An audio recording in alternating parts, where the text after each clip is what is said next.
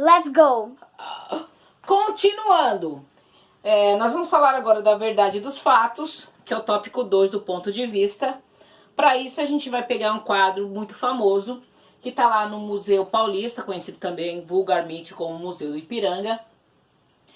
É um quadro onde você tem uma representação do 7 de setembro de 1822, ou seja, é o congelamento de um momento. E aqui nós temos a figura do Dom Pedro aqui no meio, com seu lindo cavalo, com a sua roupa garbosa, bonita, levantando uma espadinha, que é o que está no imaginário de todo mundo, né? Essa visão, se você mostrar essa imagem em qualquer lugar do nosso país, todo mundo vai entender que isso é uma representação do 7 de setembro. Nesse quadro, vocês podem reparar que toda a visão vai para o Dom Pedro. Ele está numa posição, apesar dele ainda estar numa posição no meio ali do quadro, ele está mais alto do que todo mundo aqui, tá? Ninguém está mais alto do que o Dom Pedro nesse quadro.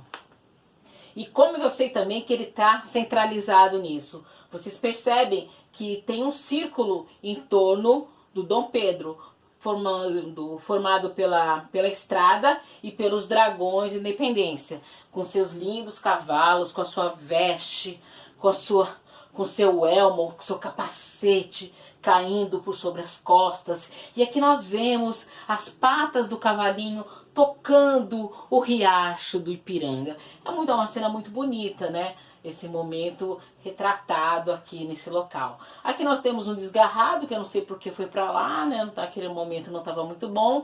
Isso aqui é a conhecida Casa do Grito, né? Que é a casinha, o casebre que existia na localidade quando aconteceu esse momento. E desse lado nós temos uma representação bem interessante do que seria o povo. Nós temos uma zona rural, onde nós temos uma pessoa negra aqui, bem no finalzinho, né? Para cumprir a cota.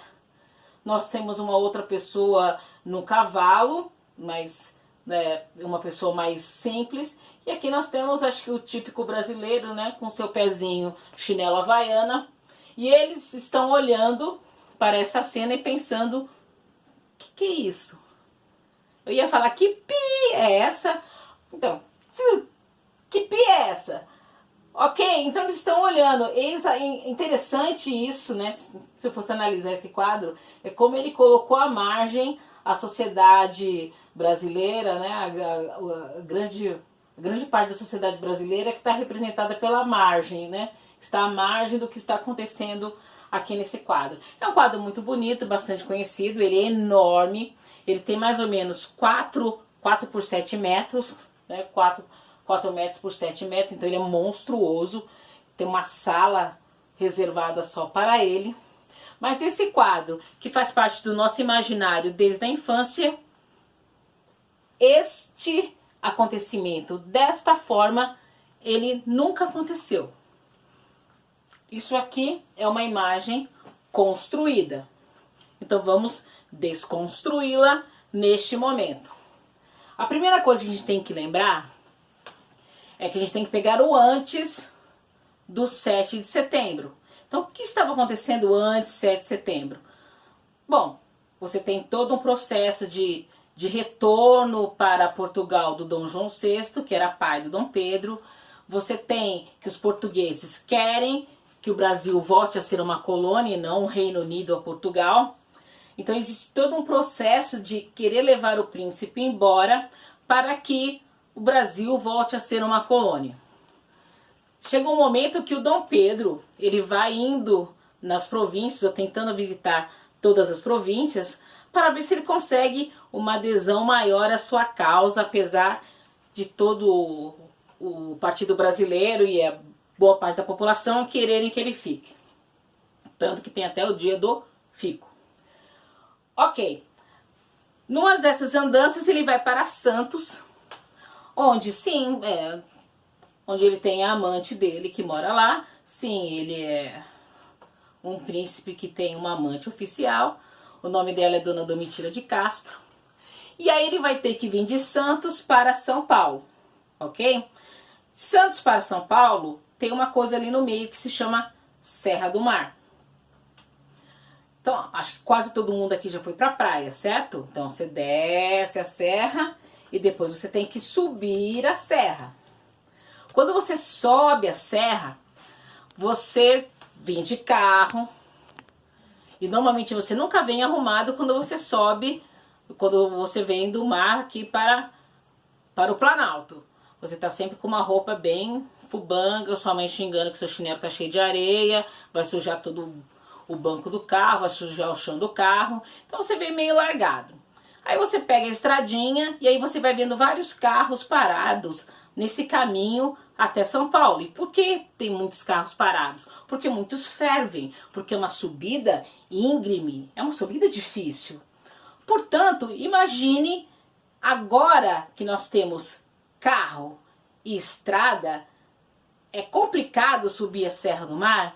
Imagina quando você não tinha uma estrada decente, nem carro. Ok? Imaginem uma pessoa subindo a Serra do Mar desta maneira. Vestido em cima desse cavalinho, não tem sentido. Portanto, uma das coisas que nós temos que tirar desse contexto são as roupas que ele estava usando. Ele não estava vestindo essa roupa de gala bonita, esse chapéu esquisito. Ele não estava usando nada disso. Porque, além do caminho ser complicado, na Serra do Mar existe um negócio que se chama serração. Serração é uma neblina muito densa. E quem já andou numa serração entende que a gente vai falar. Você quase não enxerga nada quando você está dentro dela. E quando você sai dela, você está molhado. Porque ela tem uma grande concentração de líquido ali, né? Você sai ensopado de uma serração. Ela te deixa molhada. Portanto, ele não vai vir com uma roupa dessa subindo a Serra do Mar. Portanto, Dom Pedro veio com uma roupa mais simples. Como essa, uma roupa comum. Bota comum, uma capa de chuva, um chapéu para cobrir bem o rosto. E a principal coisa, ele não veio de cavalo. Porque cavalo é um bicho lindo, aliás, acho que um dos animais mais lindos do mundo, só que ele não sobe serra. É difícil para um cavalo, com aquelas suas longas pernas, né, subir a Serra do Mar. Portanto, tinha que ser um bichinho forte, um bichinho resistente, e é por isso que ele veio de burro mesmo. Ele subiu num burrico e veio de Santos para cá. Dá para entender isso? Ok? Outra coisa interessante, então, vamos voltar aqui. Além dessa comitiva não ser enorme, como está mostrado aqui, a comitiva aqui dele é muito grande, né? Muito soldado, muita coisa, muita polpa, muito frufru para subir a Serra do Mar, que não era fácil. Portanto, a roupa e o cavalo não eram tudo isso. Outra coisa que vai acontecer com Dom Pedro é que ele vai ter um pequeno desarranjo intestinal. Enquanto ele estava em Santos, ele deve ter comido alguma coisa que não lhe fez bem.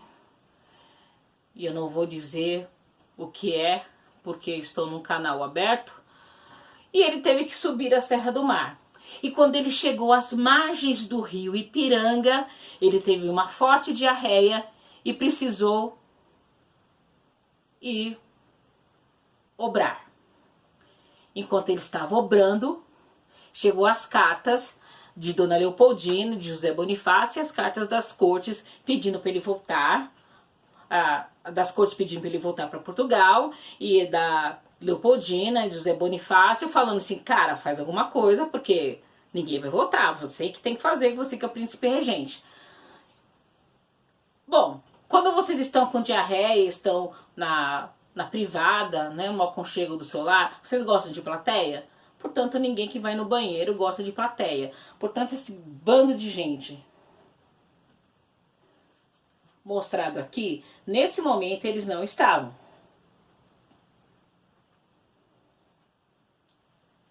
E como é que eu sei disso?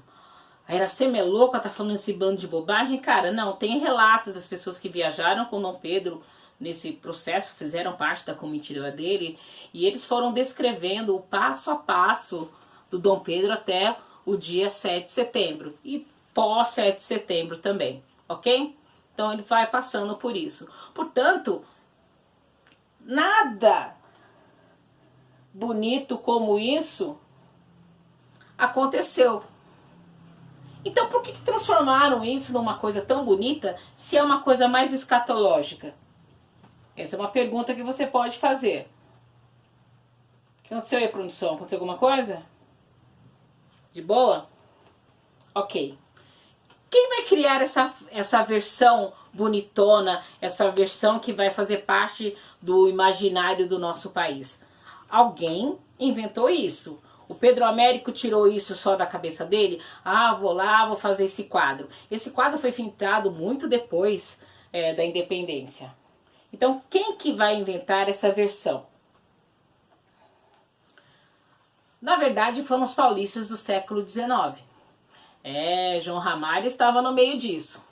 Ele já fazia parte ali da corte, ele vai o primeiro que vai querer encomendar isso, fazer esse tratamento em cima dessa visão. Alguns dizem que foi o Pedro Américo mesmo que teve isso, mas foi uma encomenda, né? Uma encomenda, um quadro de encomenda. E por que os paulistas do século XIX quiseram encomendar isso para o Pedro Américo, esse quadro bonito do 7 de setembro? Simples. Porque São Paulo, na época da colônia, era o resto do cocô do cavalo do bandido. São Paulo não era nada. O que tinha acontecido de importante em São Paulo? Vamos analisar. Nada. Quais eram as cidades importantes na época da colônia? Cidades importantes são Olinda, Recife, Salvador, Rio de Janeiro. E São Paulo? São Paulo era uma coisinha pequenininha, sem muita relevância. Portanto, não tinha muito destaque nesse mundo colonial. Mas vai acontecer uma coisa interessante com São Paulo. A partir de um certo momento, São Paulo vai se tornar uma província importante. E por que ela vai se tornar importante? Porque o café, que já tinha se instalado no Brasil, vai encontrar um terreno propício no oeste paulista. Então, a partir de 1850, a província de São Paulo vai ficar muito rica por causa do café. E quando as pessoas ficam muito ricas, elas vão pensar que elas precisam de um passado glorioso. Então São Paulo vai ter uma série de construções, de incrementos, de desenvolvimento aqui na capital, vindo do dinheiro do café.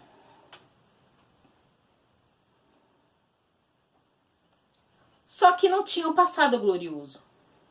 Em São Paulo não aconteceu nada de importante. Nem o 7 de setembro foi importante em 7 de setembro. Olha que coisa de doido. Não aconteceu nada em São Paulo. Então o que a gente tinha em São Paulo? José de Anchieta veio, fundou a cidade de São Paulo, beleza. Temos os bandeirantes, que também é tudo mito. Os bandeirantes, grandes desbravadores, maravilhosos. E o grito de independência. Então eles pegaram, se fixaram nesse momento e mandaram construir um palácio.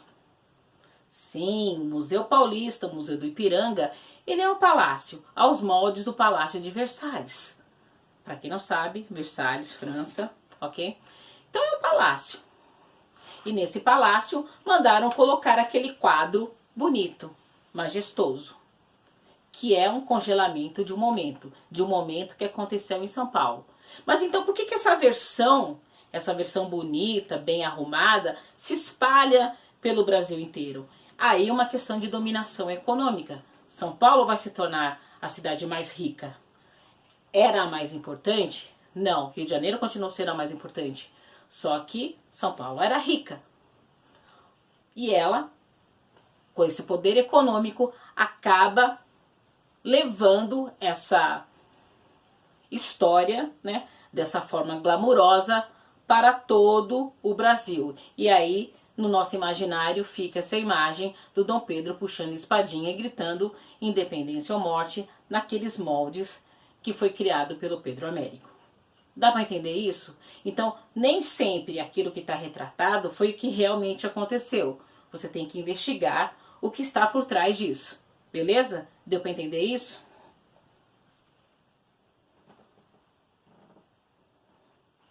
Agora nós vamos pegar um outro esquema de ponto de vista. Nós vamos pegar uma personalidade do passado que vai ser analisada por pessoas do século 21. Beleza?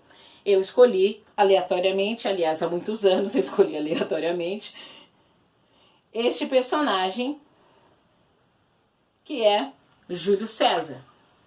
Júlio César, que foi um grande líder no mundo romano, na República Romana. Quem vai olhar para Júlio César? Nós vamos pegar 4 pessoas de no século 21 que vão olhar para a história do Júlio César. Até entenderam? Então, isso aqui é uma brincadeira, tá? As pessoas não fiquem muito fervorosas olhando. É só a extrapolação para a gente poder entender. Então nós vamos pegar uma pessoa que tem uma visão mais machista do mundo, né? Vamos pegar uma pessoa que tem uma visão mais feminista do mundo. Feministas, eu sei que existem outras denominações agora, tá? Não enche meu saco. Um ativista LGBTTYWJ, sei lá que nome dão, mas uma pessoa que tem o ativismo das pessoas lésbicas, gays, bissexuais, transexuais, transgêneros e etc. E o historiador.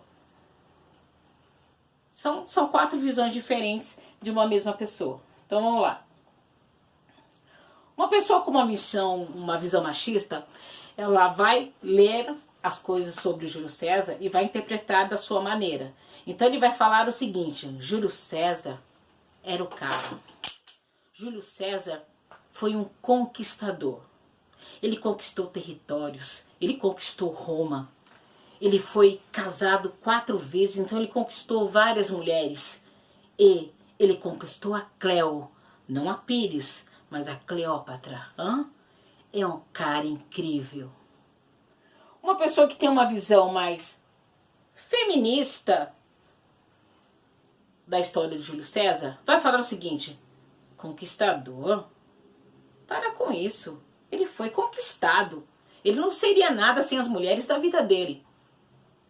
A avó, ou a tia-avó, foi quem introduziu no mundo da política. Se ela não fosse casado lá com o tio dele, ele provavelmente não estaria nesse mundo político, nesse exército onde ele entrou.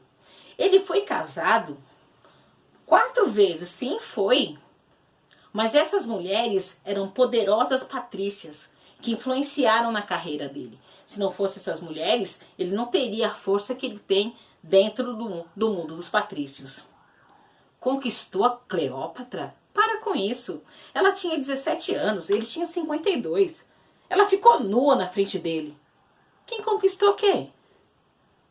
Portanto, pessoas, ele não é um grande conquistador. Ele foi conquistado pelas mulheres da vida dele. Uma pessoa que tem uma visão do mundo LGBT vai olhar para a história de Júlio César e falar assim: Júlio César. Júlio César era gay, gente, ele era homossexual, todo mundo sabe disso. E aí vai falar: olha, quando ele passava pelas tropas, os soldados diziam: lá vai a rainha da Bitínia, lá vai a rainha da Bitínia. Até o ponto de ter até uma frasezinha sobre o César, que é: César é o homem de todas as mulheres, mas é a mulher de todos os homens. Pesado. E o historiador? A gente fica com a parte mais chata, né? A gente vai falar que ele foi um grande político romano, se não um dos mais importantes, ou o mais importante. Nunca foi imperador, mas seu poder foi tão grande que todo mundo, ou grande parte das pessoas, pensam que ele foi imperador em Roma, coisa que ele nunca chegou a ser. Júlio César viveu na República Romana. Até aí, beleza? Pergunta para vocês agora. Qual dessas versões é mais verdadeira? Qual dessas versões é falsa? 5 segundos, contando. Ok. Todas são verdadeiras. Não tem nenhuma falsa. E por que todas são verdadeiras? Porque todas estão pautadas em provas. Aí todos pegam essas provas, essas fontes, e vão interpretar essas fontes. E cada um vai interpretar de uma certa maneira. Portanto, nós temos vários pedacinhos do Júlio César representado por cada um que estudou a história dele. Dá para entender isso? Então ele é tudo isso ao mesmo tempo. Por isso que a gente chega a falar que não existe verdade absoluta em história.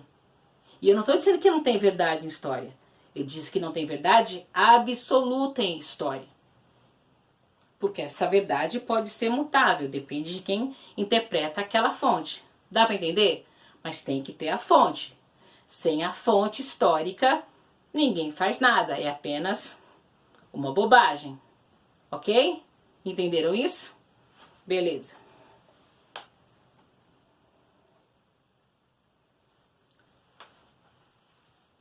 Tópico 3. Invente uma história. Qual que é a história?